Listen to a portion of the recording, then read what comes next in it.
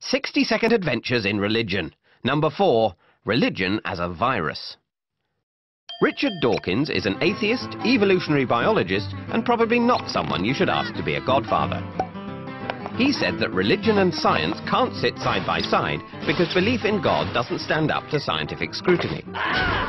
But religion is still so popular because it's like a virus with an innate desire to spread itself and its various symptoms, like believing in things without any scientific evidence and judging people with different beliefs. Like a successful gene, this cultural phenomenon, or meme, has features that made it likely to be passed on, like being adopted by music and art, or threatening that non-believers will be put to death. Dawkins's ideas have been pretty successful at spreading themselves. Nowadays, he's more widely known for his views on atheism than his work on evolution. Although for book sales, he's got a long way to go to catch up on religion.